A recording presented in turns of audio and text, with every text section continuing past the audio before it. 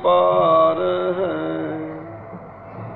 बस बीत राग विज्ञान ही जिनके कथन का सार है। उन सर्वदर्शी सन्मति को वंदना सतबार है।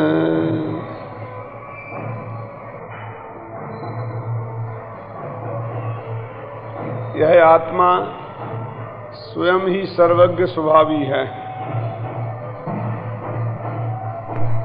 इसलिए सर्वज्ञ का स्वरूप जानना किसी दूसरे का स्वरूप जानना नहीं है, बल्कि अपने स्वरूप को पहचानने की ही बात है। आत्मा स्वभाव से तो सर्वज्ञ स्वभावी है ही। यदि वह अपने को जाने, अपने को पहचाने, अपने में ही जम जाए, अपने में ही रम जाए, तो स्वयं भी सर्वज्ञ पर्याय में बन सकता है। इसलिए जो हमारा ध्येय है, सर्वज्ञता, जो हम बनना चाहते हैं, उसका स्वरूप जानना अत्यंत आवश्यक है। क्योंकि जिस आदमी के चित्त में यही स्पष्ट न हो कि मेरा लक्ष्य क्या है, मुझे पहुंचना कहाँ है, मैं धर्म करके चाहता क्या हूं, मेरे सारे प्रयत्नों का परिणाम क्या होना है, मैं सारे प्रयत्न किस लिए करता हूं, ये सारी बातें उसके ख्याल में न आए तो वो बढ़ेगा कैसे और किस दिशा में बढ़ेगा।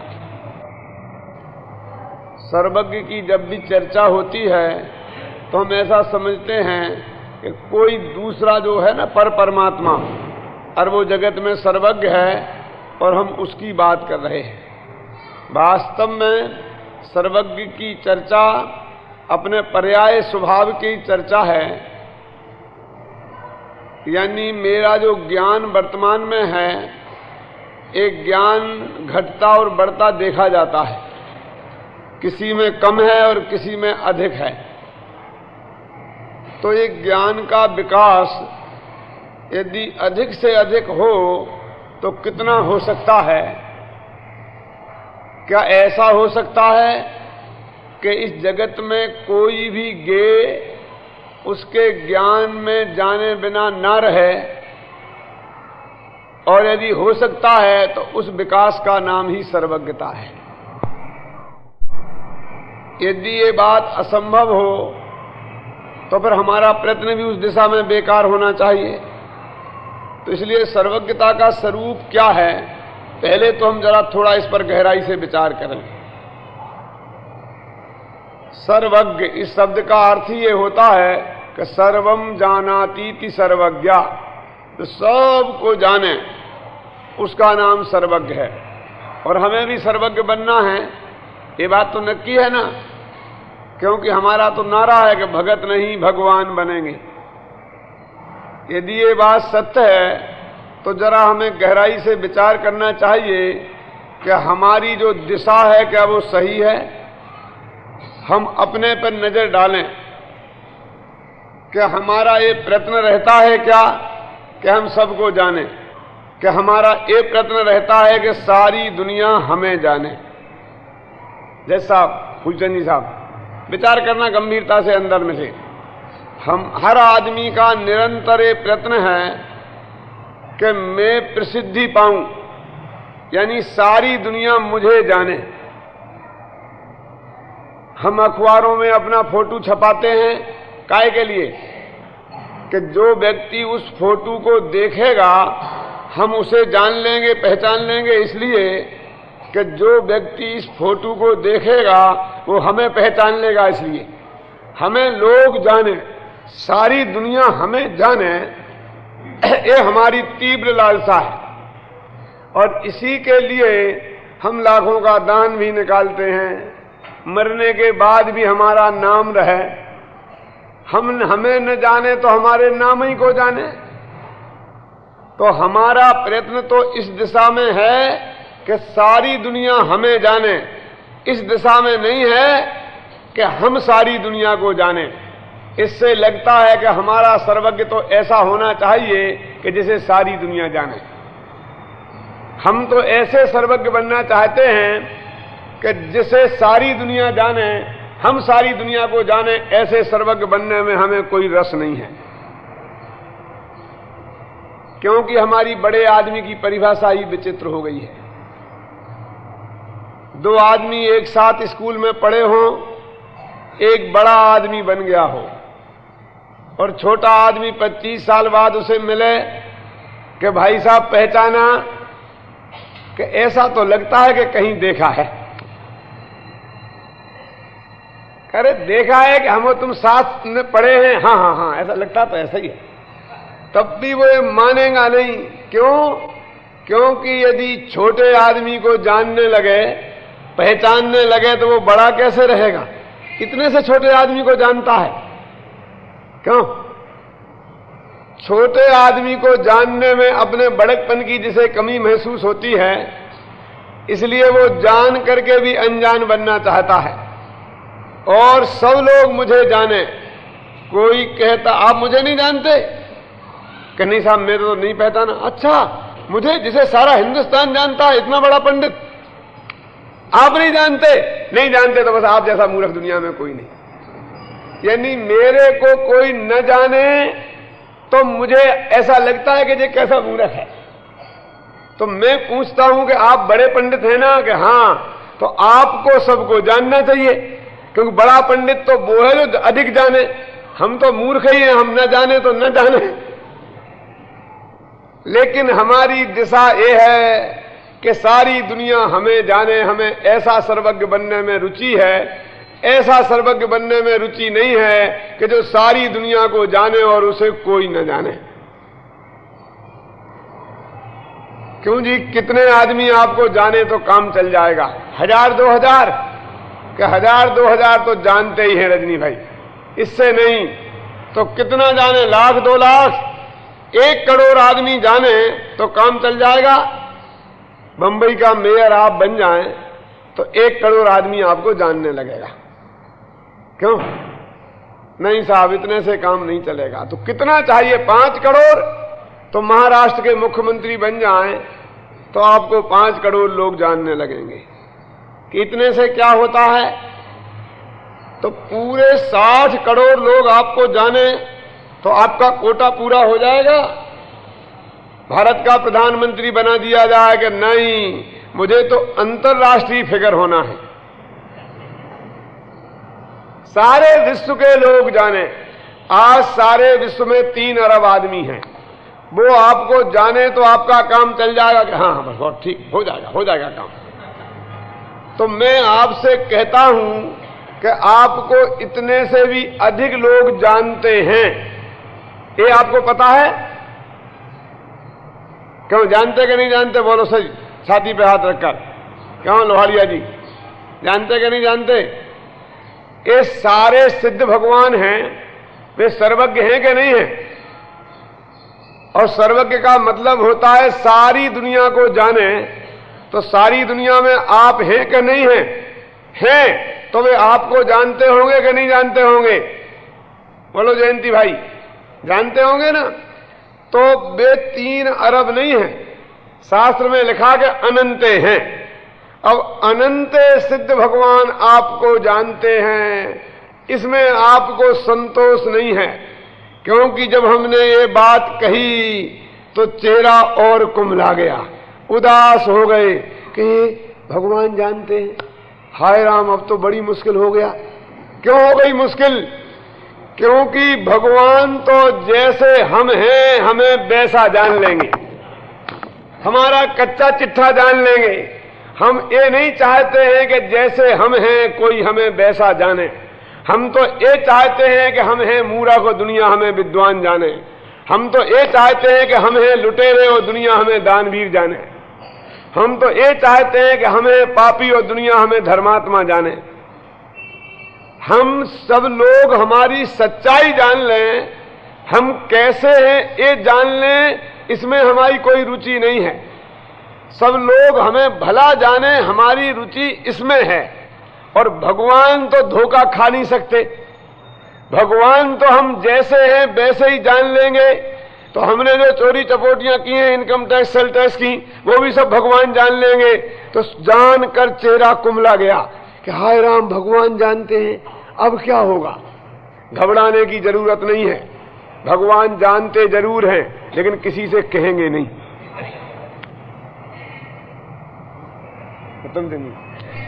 चिंता करने की आवश्यकता नहीं है। किसी इनकम टैक्स ऑफिसर से तुम्हारा कच्चा चिट्ठा कहने जाने वाले भगवान नहीं है। क्यों जी, हम हैं बेईमान और दुनिया हमें ईमानदार जाने, ऐसा तो मूर्ख ही जान सकते हैं। भगवान तो ऐसा जानेंगे नहीं। इसलिए हमारी रुचि इसमें नहीं है कि हमें कोई समझदार लोग जाने, भगवान जाने। हमारी रुचि तो इसमें है कि जगत के मूर्ख लोग हमें जाने। तो वास्तव में हम विचार करें कि जगत तुम्हें जानेगा। आज 10,000 आदमी जानते हैं और कल 1,00,000 आदमी जानेंगे, तो थोड़ा तुम्हारा सुख बढ़ जाएगा। जो पेट में दर्द रहता है और सिर में दर्द, वो थोड़ा कम हो जाएगा। कितने अधिक लोग हमको जाने, उससे हमारा दुख दर्द कम होने का कोई वास्ता नहीं है। तो वास्तव में तो मार्ग ये है कि हम जाने। अपने ज्ञान की वृद्धि का नाम सर्वज्ञता है। सर्वज्ञता की ओर कदम है। और हमारा तो अभी रास्ता ही उल्टा है कि सारी दुनिया हमें जाने। हम तो अभी इस चक्कर में उलझ रहे हैं। तो बात बिल्कुल उल्टी है। अब हम सारी दुनिया को जाने कि हमारे भगवान सारी दुनिया को जानते हैं। तो सारी दुनिया को जानने का उपाय क्या है? क्यों? तो कहते सारी दुनिया के जानने का उपाय दुनिया को जानना बंद करना है। क्या कहता सोचना, शांति से विचार करना मामानी भाई। क्योंकि ये सारी दुनिया को जानने वाले, आंख खोलकर देखने वालों ने आज तक सारी दुनिया को नहीं जाना। जिन्होंने सर्वज्ञता प्रकट की है, उन्होंने पहले आंख बंद करके आत्मा का ध्यान किया। तो जो आत्मा को जानते हैं वो सारी दुनिया को जान सकते हैं। और जो अपने को नहीं जानते हैं वो कभी दूसरों को पहचान नहीं सकते हैं। एक विचार कीजिए। क्या क्यों भाई? देखिए, नहीं बंद।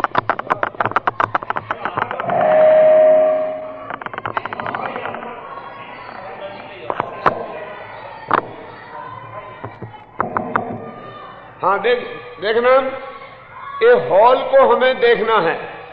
तो जब आप मेरी तरफ देखते हैं तो पिछले का हिस्सा दिखाई नहीं देता है। जब पीछे की तरफ देखेंगे तो मेरी तरफ दिखाई नहीं देगा। तो जिस आंख से आप देखना चाहते हैं उसका तो स्वरूप ही ऐसा है कि सब एक साथ दिखाई नहीं दे सकता। तो क्या करें? इस हॉल को हमें देखना है तो एक कांच का गोला यहां ऊपर हो और कांच का गोला अंदर से दर्पण बना हुआ हो, बाहर से दर्पण जैसा हो, अंदर वो पीला मसाला लगता है ना, वो लगा हो। तो सारा हॉल उस गोल कांच में झलक जाएगा कि नहीं? और हम उस दर्पण को देखें तो सारा हॉल एक साथ दिख सकता है। सारी दुनिया को देखना हो तो दुनिया को देखना बंद करना पड़ेगा। ये अपना आत्मा ऐसा ही दर्पण है कि जिसमें ये सारी दुनिया झलकती है। और उस दर्पण को देखेंगे तो सारी दुनिया दिखाई देगी। लेकिन दर्पण के ऊपर मेल लगा हो तो धुंधला दिखाई देगा, अधिक मेल लगा हो तो दिखाई नहीं देगा। और ज्यों-ज्यों वो दर्पण साफ होगा त्यों-त्यों दर्पण में झलकने वाले सारे पदार्थ दिखाई देंगे। ऐसे यह अपना आत्मा मोह राग द्वेष से जितना मेला है तो जगत उसमें झलकता तो है लेकिन साफ दिखाई नहीं देता है। ज्यों-ज्यों इस ज्ञान दर्पण को हम साफ करेंगे त्यों-त्यों ये निर्मल होगा तो इस ज्ञान दर्पण में सारी दुनिया झलकती है, तो उसमें हमें सारी दुनिया भी दिखाई दे जाएगी। क्या हुआ? देखना है अपने आत्मा रूपी दर्पण को और सारी दुनिया दिखाई देगी। सारी दुनिया को देखेंगे तो सारी दुनिया दिखाई नहीं देगी। दुनिया को देखने का उपाय क्या है? दुनिया को देखना बंद करना। मैंने बीए में फिलॉसफी ली थी, तो वेस्टर्न फिलॉसफी में एक बहुत मनोविज्ञान का भी एक पेपर था, तो उसमें एक प्रश्न आता था बहुत महत्वपूर्ण कि अच्छी स्मृति का अच्छी गायब हो जाता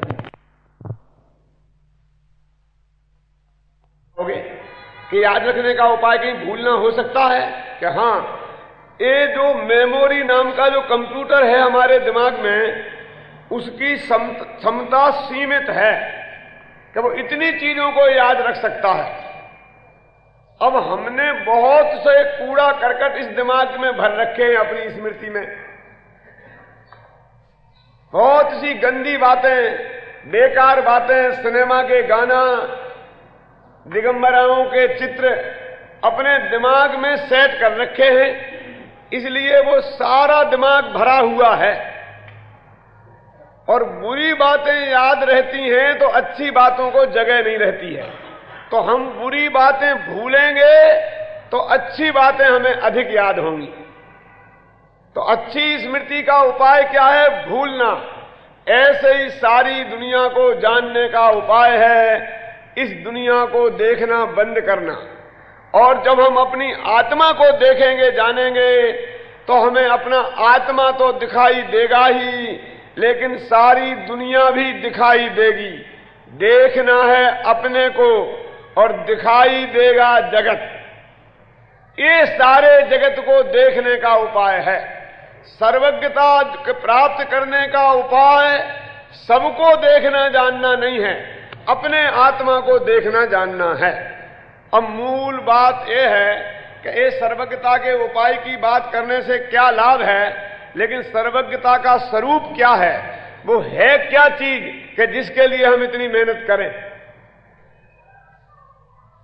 इस जीव को दुख क्यों है? तो टोडरमल जी ने एक बात लिखी, इच्छाओं की वजह से दुख है। और इच्छाओं में खाने पीने की इच्छा तो बहुत मामूली इच्छा है, 5 इंद्रियों के विषय भोग की इच्छा तो बहुत मामूली है। 4 पुड़ी खाओ तो खाने की इच्छा खत्म हो जाती है। देखना जरा, 1 गिलास पानी पियो तो पीने की इच्छा खत्म हो जाती है। इनमें क्या दम है? सबसे बड़ी इच्छा है सारे जगत को जानने की इच्छा। बहुत गजब बात है, समझना। सारी दुनिया को मैं जान लूं, ऐसे इस जीव को अनादि से इच्छा बनी रही। आप देखिए, अभी कोई ज्योतिषी आ जाए और आपका हाथ देख के बताए, कह रहे मामानी आपका भाग्य तो बहुत अच्छा है, और वहां दुकान खोल के बैठ जाए तो पंडित हुकुमचंद की एक नहीं सुनेगा बात, सब वहां लाइन लगा लेंगे। सही बोलना। हरेक को अधिकतम जानने की इच्छा है, जो वो नहीं जानता है उसे जानने की इच्छा है, और इसकी वजह से बहुत दुखी है। कितना ही जान ले, लेकिन इसकी ये इच्छा समाप्त नहीं होती है। भूख की इच्छा, खाने की इच्छा तो 4 रोटियों में समाप्त हो जाती है, लेकिन जब तक ये लोकालोक को न जान ले तब तक इसको जानने की इच्छा समाप्त नहीं होती है। और ज्ञान है इसका सीमित, इसलिए ये अनंत दुखी है। क्या कहते हैं, समझना। इसका स्वभाव सबको जानना है, और इसलिए हर समय सबको जानना चाहता है। और ज्ञान है चूंकि सीमित, इसलिए सबको जान सकता नहीं है, इसलिए अनंत दुखी है। आप कहें कि सबको जान ले तो बहुत अच्छी बात है, लेकिन जितना ज्ञान अभी आपको है उससे अधिक ज्ञान यदि हुआ तो आप जितने दुखी हैं उससे ज्यादा दुखी हो जाएंगे। क्या होता है, क्यों हो जाएंगे, जरा विचार करना। क्योंकि राग की कमी के साथ ज्ञान की वृद्धि हो तो वो सुखकर होती है, और राग उतना का उतना ही बना रहे और ज्ञान बढ़ जाए तो ज्ञान और दुखकर हो जाता है। शास्त्र में लिखा है कि मन पर ज्ञान मुनिराजों को ही होता है, गृहस्थों को नहीं। क्यों? ऐसी व्यवस्था क्यों है? गृहस्थों को भी हो जाए तो क्या दिक्कत है? कि दिक्कत तो कोई नहीं है, लेकिन जिस गृहस्थ को हो जाएगा वो गृहस्थ महादुखी हो जाएगा। जितना दुखी अभी है उससे अनंत गुना दुखी हो जाएगा। कैसे? विचार करना। अभी दूसरे की मन की बात हम जान लें, ऐसा ज्ञान हमें प्राप्त हो जाए, बोलो किसको इच्छा नहीं है कि हमें ऐसा ज्ञान प्राप्त हो जाए? मुंह में पानी भर जाता है कि ओहो हम आपके मन की बात जान लें, लेकिन आप जानते हैं इससे आपको कितनी बड़ी तकलीफ खड़ी हो जाएगी।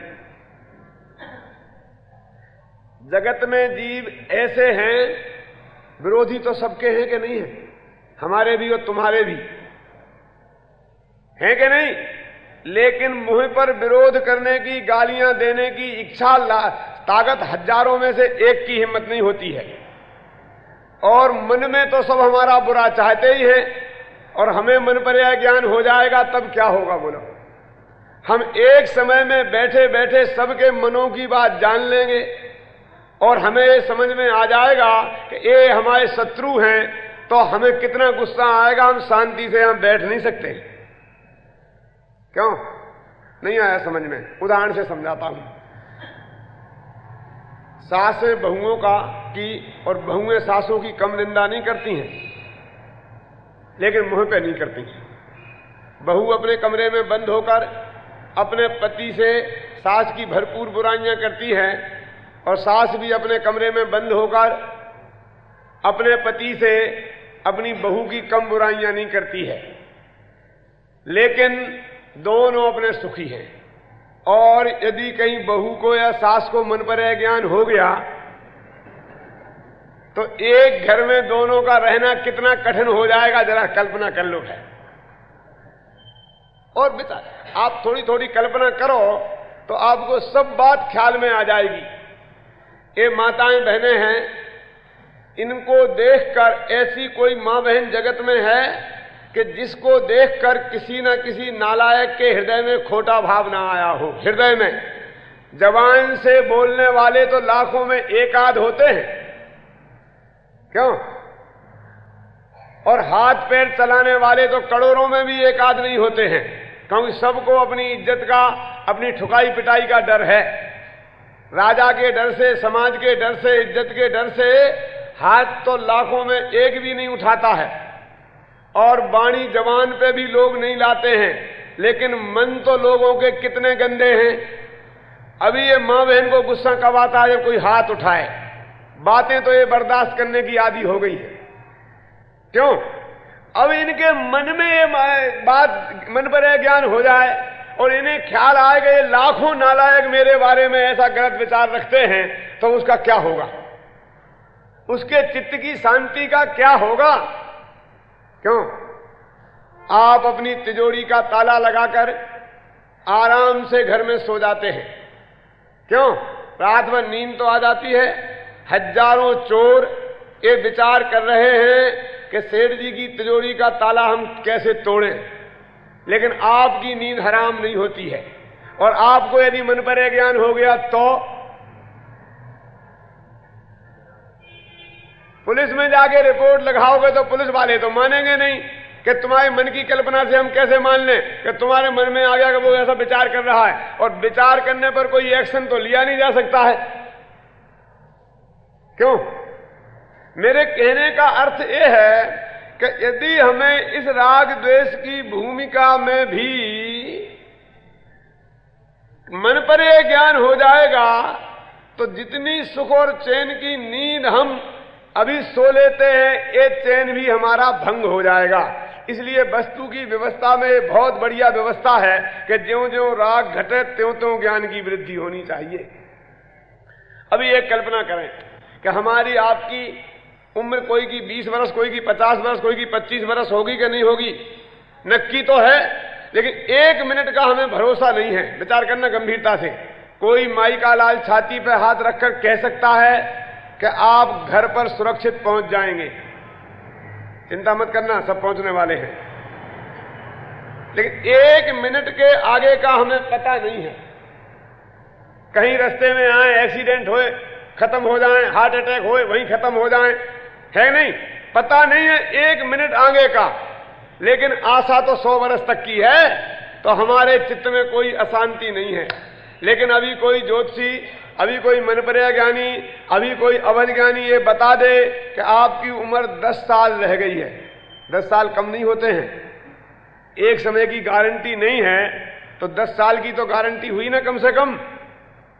लेकिन 10 साल रह गई है, ऐसा पता चलते ही हमारी नींद हराम। बस 10 साल, बस 10 साल, न खाना न पीना, न किसी काम में मन, न प्रवचन में, न सुनने में, न सुनाने में, बस 10 साल, 10 साल है, 10 साल है। तो ये भविष्य का ज्ञान हमें अशांति पैदा करेगा कि शांति? तो भविष्य का ज्ञान किनको होना चाहिए? कि जिनकी ये भावना है कि चाहे लाखों वर्षों तक जीऊं और चाहे मृत्यु आज ही आ जावे, उनको यदि होगा ज्ञान तो उनका चित्त अशांत नहीं होगा। लेकिन हमारा चित्त तो बोलिए अशांत हो जाता है ना, तो हमारा तो वो अज्ञान ही भला। इसलिए जैन दर्शन में लिखा है कि हमारा जो भगवान होता है वो पहले वीतरागी होता है और बाद में सर्वज्ञ। बोलते हैं वीतराग सर्वज्ञ हितंकर, क्योंकि ज्ञान की वृद्धि राग की हानि में ही सुखकर हो सकती है। राग भी बढ़े और ज्ञान भी बढ़े, कभी सुख होगा नहीं। आज के विज्ञान में आज ज्ञान तो की तरक्की तो बहुत हुई, माता बहनें भी बहुत पढ़ गई। क्यों? हर बच्चे ग्रेजुएट हैं। किसी बच्चे का माँ बाप ग्रेजुएट नहीं होंगे और दादा तो कम से कम मैट्रिक ही पास नहीं होंगे।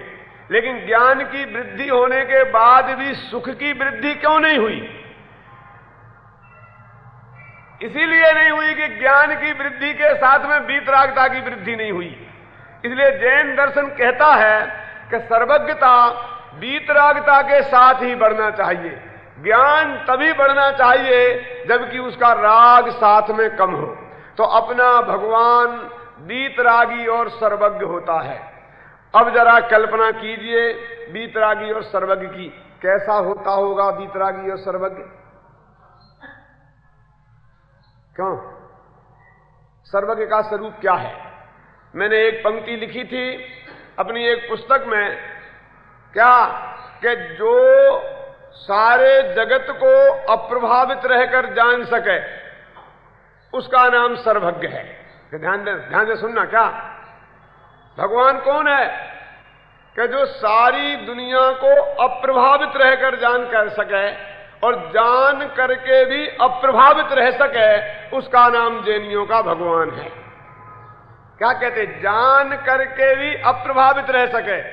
ऐसा जाने कि आप मुझे गाली दे रहे तो भी मेरा चित्त खेद खिन्न न हो, और ऐसा जाने कि आप मेरी प्रशंसा कर रहे तो भी मेरे को कोई भी खलबली अंदर में ना मचे, तो वो जैनियों का भगवान है। बुरा जानकर, विरोधियों की बात जानकर चित्त अशांत हो जाए और प्रशंसकों की बात जानकर हृदय में गलगलियां छूटे, वो जैनियों का भगवान नहीं है।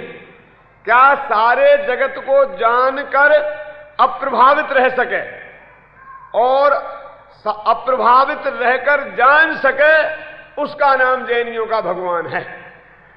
जब मैंने सर्वज्ञता की बात करी, सर्वज्ञ माने लोक में जो भी पदार्थ हैं, उनके जितने गुण हैं, उनकी जितनी पर्यायें हैं, वो एक समय में एक साथ जान ले, उसका नाम सर्वज्ञ है।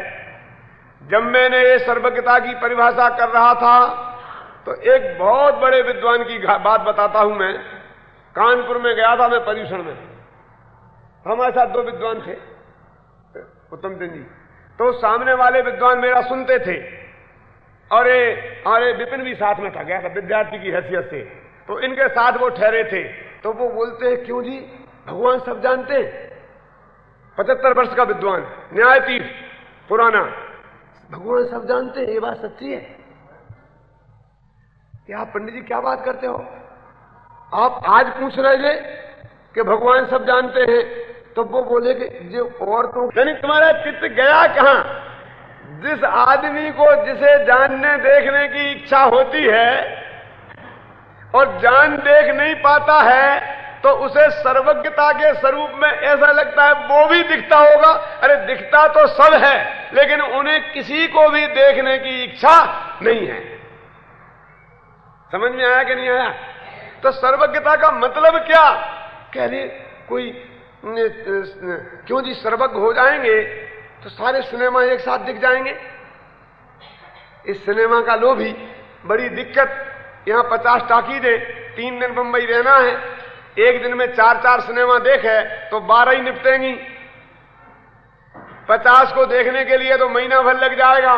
तो ऐसा ज्ञान हो जाए कि 50 टाकीज़ों के चलने वाले सिनेमा एक समय एक साथ देख लेवे। ऐसी जिसको आकुलता है उसे भी सर्वज्ञता होने के बाद सिनेमा देखने का विकल्प आता है। इसीलिए तो कहते हैं कि सर्वज्ञता वीतरागी को होती है कि जिसे कुछ भी देखने की इच्छा ना हो उसको सब कुछ देखने का होता है। समझ में आया कि नहीं आया? जिसे कुछ भी देखने की इच्छा न रहे उसे सर्वज्ञता प्रकट होती है। उसके पहले वो वीतराग हो जाए। बात मेरी स्पष्ट नहीं हो पा रही है, इसलिए मैं आपको एक उदाहरण देके बताऊंगा।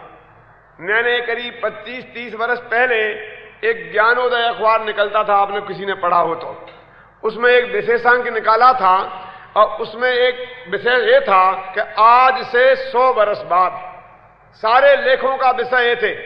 जज साहब आपने पढ़ा होगा वो विशेषांक जरूर। क्या था उसका? हर लेखक को ये लिखना था कि आज से 100 वर्ष बाद क्या होगा, उस पर आप लेख लिखो। तो एक जीव विज्ञानी ने कल्पना की कि आज से 100 वर्ष बाद क्या होगा, विज्ञान की तरक्की होते होते। समझ गए ना? तो उसने ये लिखा कि बाल बच्चे अस्पताल में तो पैदा अभी होने लग गए हैं, फिर कोई भी बच्चे मां से पैदा नहीं होंगे, सब ट्यूब से पैदा होंगे। और मां बाप ये तकलीफ मां क्यों बर्दाश्त करे 9 महीने तक बच्चे को पेट में रखने के लिए? जिन्हें बच्चे चाहिए होंगे वो बाजार से खरीद लाएंगे जैसे खिलौने खरीद लाते हैं अपन। उसने कल्पना की थी 100 वर्ष बाद। और बाजार में बच्चे मिलेंगे कि आपको कैसा बच्चा चाहिए, तो मां बाप कहेंगे हमें डॉक्टर बच्चा चाहिए। तो उनको ऐसे जीन्स बनाए जाएंगे कि वो मेडिकल ज्ञान का उनको ज्यादा ज्ञान हो, यानी वो पैदा ही ऐसा होगा। इंजीनियर चाहिए तो उसको जन्म से ही बेपरमाणु उसमें डाले जाएंगे कि उसको इंजीनियरिंग का ज्ञान हो, उसको डॉक्टरी का ज्ञान हो, ऐसे परमाणु डाले जाएंगे। समझ में आया ना? तो एक दफे क्या हुआ कि एक मां बाप दोनों जने दंपत्ति गए एक बच्चा खरीदने। उसने कहानी लिखी थी 100 वर्ष बाद की, कल्पना की कहानी। तो उन्होंने कहा कि हमें ऐसा बच्चा चाहिए जो वैज्ञानिक हो और जिसमें सेक्स नाम की भावना बिल्कुल ना हो। समझ में आ गया ना? उसमें ऐसे गुण सूत्र कम कर देंगे कि जिसमें सेक्स उनमें होगा ही नहीं। सेक्स तो समझते ना, काम भावना, काम की विकृति ना हो बिल्कुल भी, क्योंकि काम की विकृति वालों का समय बहुत खराब होता है और चित्त स्थिर नहीं रहता है और वैज्ञानिक शोध अच्छे ढंग से नहीं कर पाएंगे। इसलिए मुझे ऐसा बच्चा चाहिए कि जिसमें सेक्स की भावना बिल्कुल भी ना हो। और ऐसा बच्चा मिल गया। मां ने बहुत मना किया पिता से कि ऐसा बच्चा मत लो, नहीं तो दिक्कत खड़ी हो जाएगी। लेकिन बाप नहीं माना कि मैं तो ऐसा ही बच्चा लूंगा। अब वो बच्चा 25 वर्ष का हुआ। ध्यान देना, कल्पना की कहानी की बात है। तो उसमें सेक्स की भावना तो बिल्कुल थी नहीं। बहुत खूबसूरत, सुंदर, पढ़ा लिखा, बुद्धिमान, सैकड़ों लड़कियां उस पर लीन जाएं। जो लड़की उसे देखे उससे प्रेम करने लग जाए, और उसके अंदर तो प्रेम नाम का तत्व ही नहीं था। तो एक लड़की उस पर रींझ गई, बहुत उससे बातें की, लेकिन वो तो बिल्कुल वैसी बातें करे जैसे दुकानदार ग्राहक से बात करता है।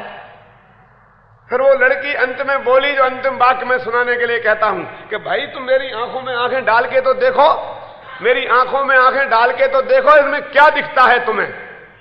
तो उसने आंखों में आंखें डाल के देखी। ऐसा समझे ना? आंखों में आंखें डाल के तो देखो का अर्थ तो आप समझते ही होंगे। वो तो अपनी एक मेरी आंखों में तुम्हारी छवि ही बस रही है, मुझे तुम्हारे अलावा कोई दिखता नहीं है, मैं तुम्हारे प्रेम में पागल हो गई हूं। वो लड़की तो ये कहना चाहती थी और लड़का कहता जरूर जरूर मैं तुम्हारी आंखें देखूंगा, और वो आंखें देखता है और कहता है कि बिल्कुल वैसी आंखें हैं कि जैसी आंखें स्तनधारी जीव के होती हैं। मैंने उसने वैज्ञानिक पद्धति से, डॉक्टरी पद्धति से उसका जवाब दे दिया। तब उसकी मां एकदम जोर से रोने लगी कि मैंने कहा था कि ऐसा बच्चा मत लो, अब इस बच्ची का क्या होगा, समझ गया ना। तो वीतरागी की कल्पना आप करो, बस ऐसा ही होता है कि आपकी आंख में आंख डाल के देखेगा तो कोई सेक्स की भावना उसको उत्पन्न नहीं होगी। वीतरागी की कल्पना आपकी समझ में आई? क्यों फूलचंद जी साहब? सुंदर वस्तु देखकर जिसका मन कहीं ललचाए नहीं, बुरी वस्तु देखकर जिसके हृदय में घृणा पैदा न हो, उसका नाम भगवान है। शायद जैनियों का भगवान आपको पसंद ही नहीं आए, इसलिए मैं बताना नहीं चाहता हूं सारी पोजीशन उसकी। वीतरागी और सर्वज्ञ भगवान कैसा होता है इसकी आप कल्पना नहीं कर सकते हैं। कराऊं थोड़ी सी कल्पना? कराऊं? अभी एक यहां बच्चा हो, आपका हो तो बहुत अच्छी बात है, ना हो तो भी कोई बात नहीं है, और अपने यहां शांति से सब बैठे हों और वहां 10 फुट ऊपर से गिरे और उसका माथा फट जाए, क्या होगा बोलना? सब लोग दौड़ेंगे, जल्दी अस्पताल ले चलो। और जो बिल्कुल हिले ही नहीं अपनी जगह से, देखता रहे खून बहता हुआ, उसका नाम जैनियों का भगवान है। बर्दाश्त चाहिए ऐसा भगवान? क्या करें? समझ में आया कि नहीं आया? रवाड़िया जी नहीं आया? क्यों? कि उसके तो राग होगा ही नहीं, उसको कोई नहीं होगा, कर्ता करने की भावना ही कुछ नहीं होगी कि साहब ऐसा भगवान ऐसा है कि हाँ है कि नरक में लाखों जीवों को कितनी पीड़ा हो रही है और स्वर्ग में वो मोक्ष में बैठा भगवान जान रहा कि नहीं जान रहा? बोलो। यदि वो ऐसा दौड़ने लग जाए तो नरक ही नरक में रहे और हर एक को बचाता ही बचाता फिरे। वीतरागी की कल्पना समझ में आई? सर्वज्ञ भी है, सब कुछ जान रहा।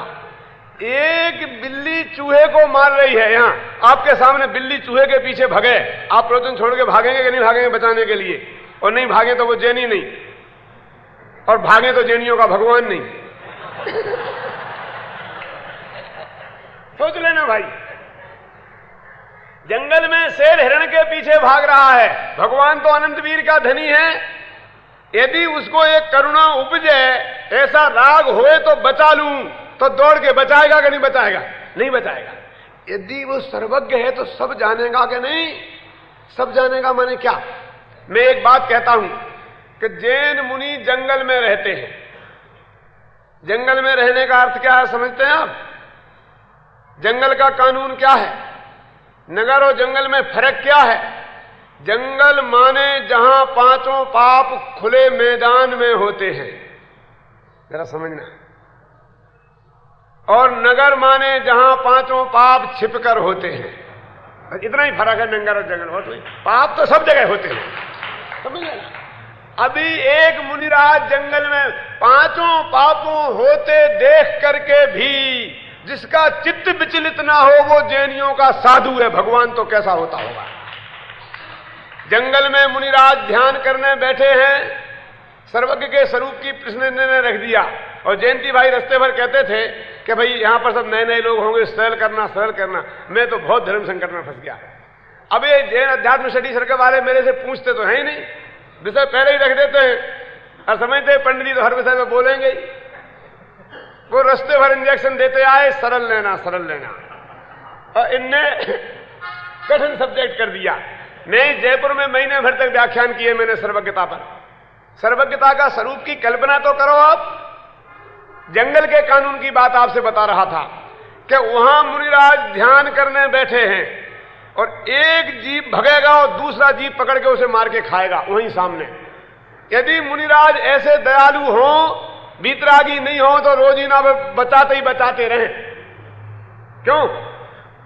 देखो, चूहे को बिल्ली ने खाया और बिल्ली को कुत्ते ने खाया, ध्यान देना। तो बिल्ली ने चूहे को खाया, इसलिए कुत्ते ने बिल्ली को नहीं खाया है। उस अपराध का दंड नहीं दिया है। नगर में हम किसी को मारें तो पुलिस हमें पकड़ती है और बदले में उस अपराध का दंड देती है। जंगल में यह कानून नहीं है। जंगल में तुम जिसको मार सको मार डालो और जो तुम्हें मार सकेगा वो तुम्हें मार डालेगा। उसकी वजह से नहीं कि तुमने उसे मारा तो हम मार रहे, तुम नहीं भी मारते, यदि बिल्ली चूहे को नहीं भी खाए तो भी कुत्ता बिल्ली को छोड़ने वाला नहीं है। समझ गए ना? वो लोग क्या करें? अभी किसी की इज्जत लूटनी हो तो एक पशु दूसरे पशु को पकड़ के हत्या नहीं करेगा, व्यभिचार करेगा, वो भी मुनिराज को आंखों से देखेंगे कि भगाते फिरेंगे। माने पांचों पाप खुलेआम होके देखने की जिनकी ताकत हो वो जंगल में रहें, और जिन्हें सारी दुनिया में पांचों पाप खुलेआम देखने की ताकत हो वे सर्वज्ञ बने। कि सारी दुनिया में जितना पाप हो रहा है वो खुलेआम देख सकें और चित्त में चंचल ना हो, उसका नाम है सर्वज्ञ। और यदि वो सर्वज्ञ बीतरागी नहीं होता तो जितना दुखी सर्वज्ञ होता उतना दुखी अपन भी नहीं है। समझ गए आप? क्योंकि जैनियों का भगवान करता धरता तो है नहीं, फेर फार तो कर नहीं सकता है, द्रव्य की व्यवस्था में भी ऐसा ही नहीं है, और करे तो बहुत बड़ा अन्याय है। जिसने पाप किया है उसे पाप का फल भोगना ही चाहिए। नरक के जीवों को भी सुखी कर दे तो अपराधियों को दंड नहीं मिला, भगवान ने उसमें हस्तक्षेप किया कि नहीं किया? बोलो। अब समझ लो कि दुनिया में जो कुछ होता है वो हमें सब दिखाई दे, अच्छा बुरा, और भले को बचाने का भाव ना हो और बुरे को मारने का भाव ना हो, उसका नाम जैनियों का भगवान है। सब धर्मों के भगवान सब दयालु होते हैं और भक्तों को बचाना और दुष्टों को दंड देना एक ही धंधा है उनके, है कि नहीं? बोलिए आप। जैन दर्शन का भगवान वो है कि दूसरों की बात तो जाने दो, कोई उन्हें भी मारने आए तो भी कुछ न करे। हम तो भगवान महावीर के गीत गाते हैं। किन महावीर के?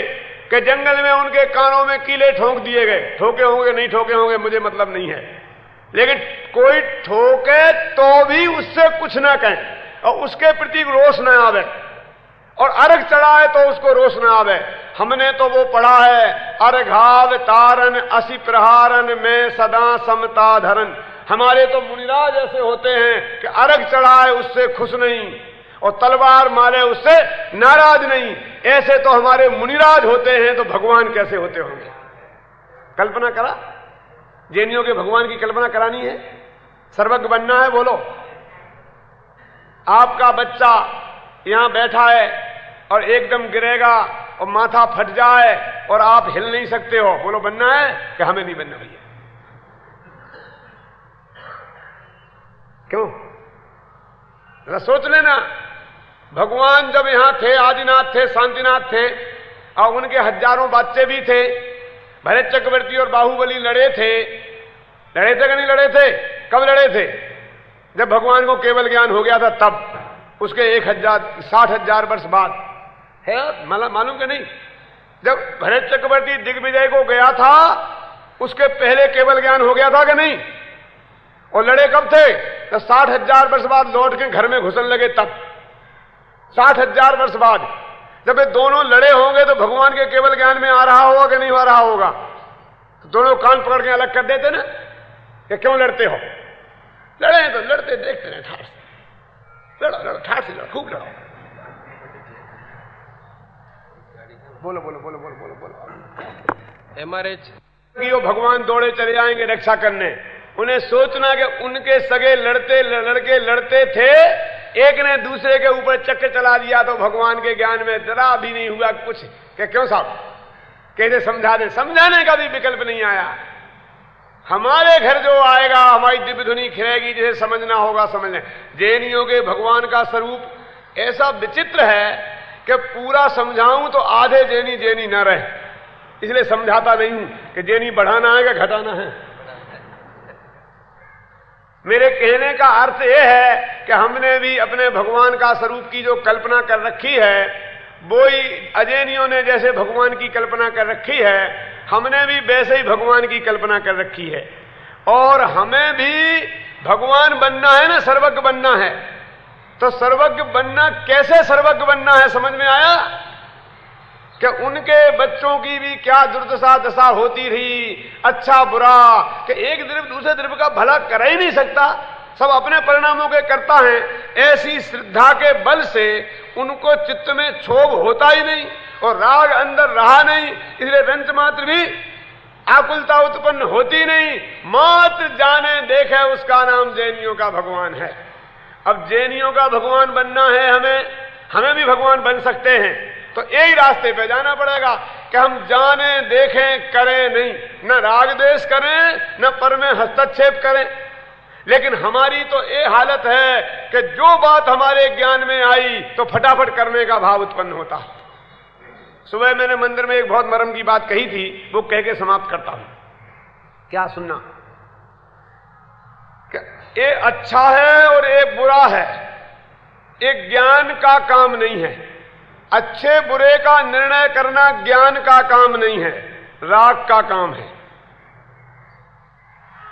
सच्चे झूठे का निर्णय करना ज्ञान का काम है, अच्छे बुरे का निर्णय करना राग का काम है, भेद करना, और अपने पराये का भेद करना मिथ्यात्व का काम है।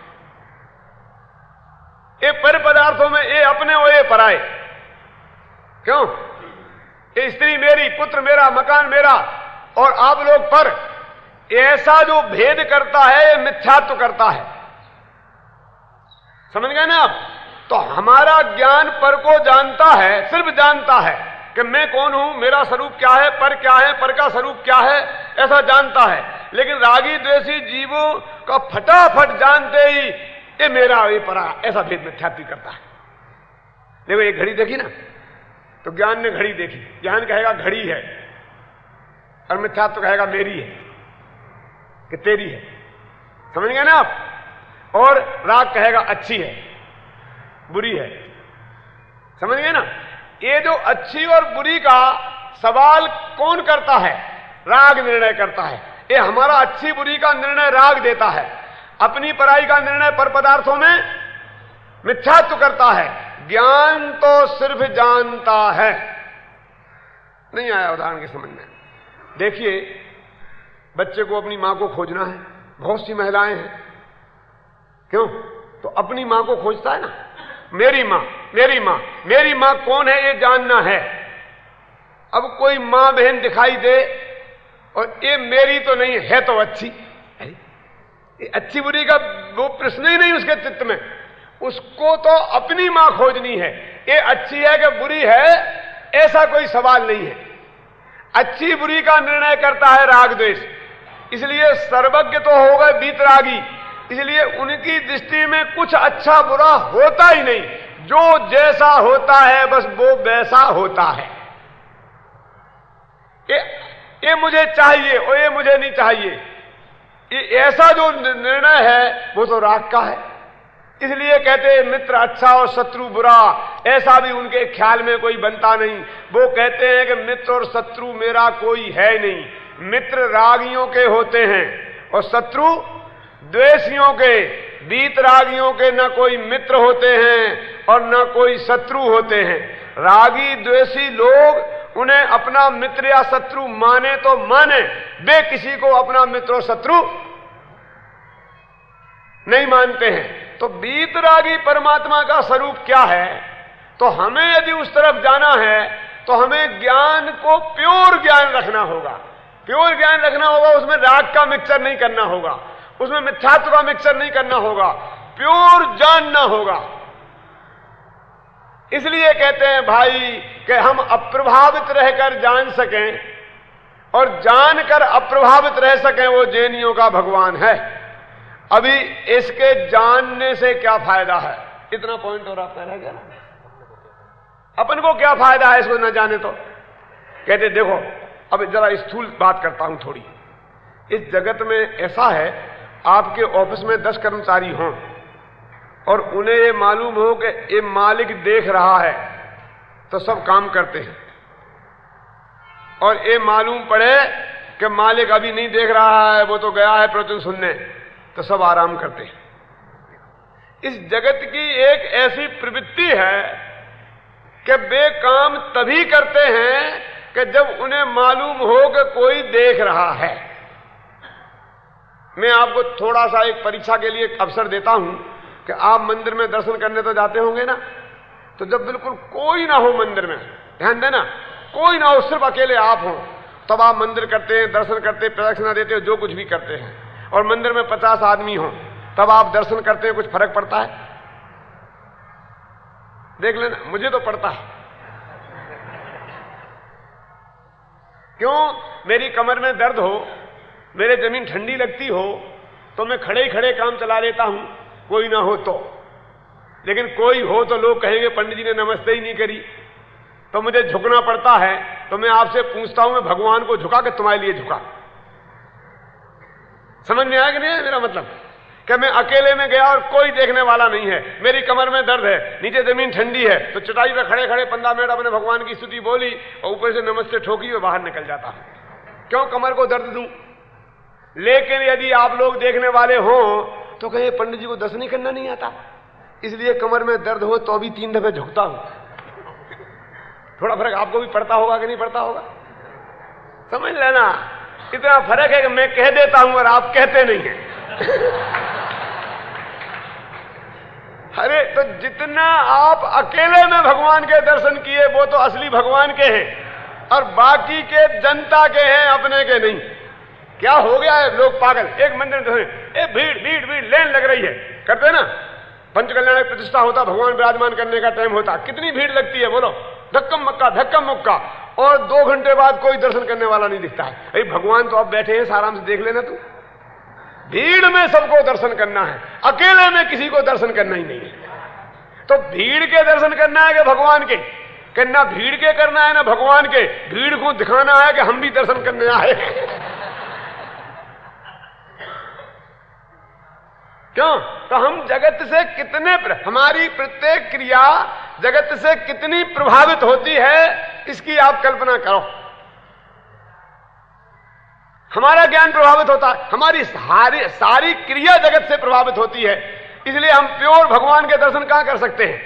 कि ये तो जगत का नेचर है कि कोई जान रहा है, देख रहा है तो कुछ और काम होता है, और बिना जाने देखेगा और।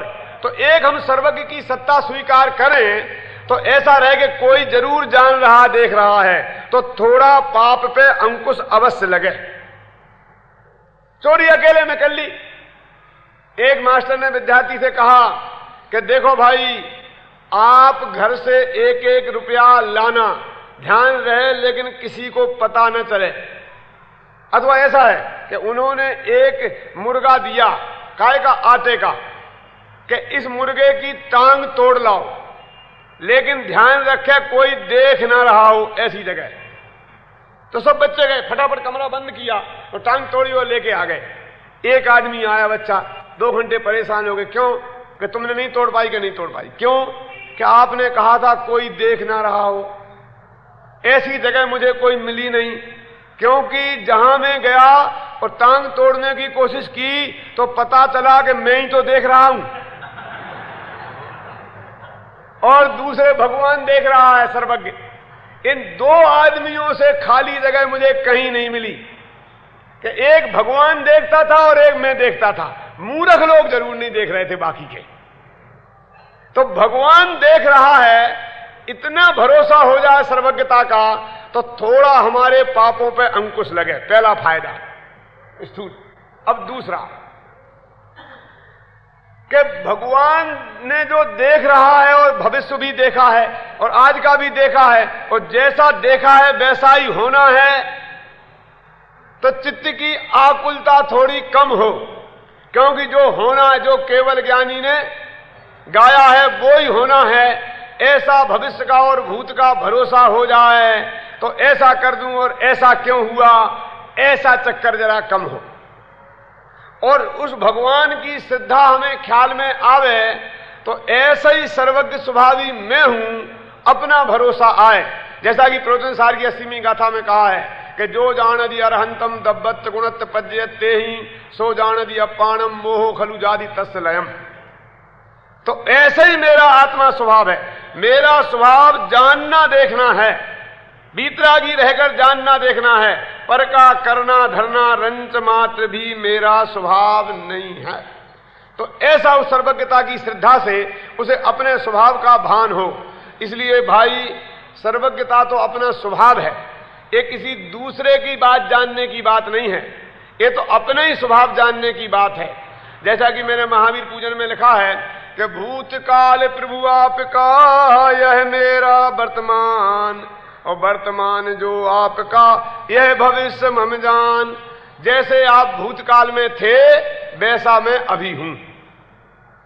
भूतकाल जो आपका वह मेरा वर्तमान, और वर्तमान जो आपका वह भविष्य मम जान।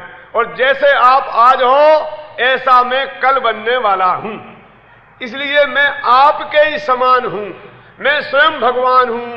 भगवान का स्वरूप पहचानने से अपनी भगवत्ता का ख्याल आता है, तो पर्याय में से पामरता निकलती है, स्वभाव का भान होकर सच्ची सुख शांति प्रकट होती है।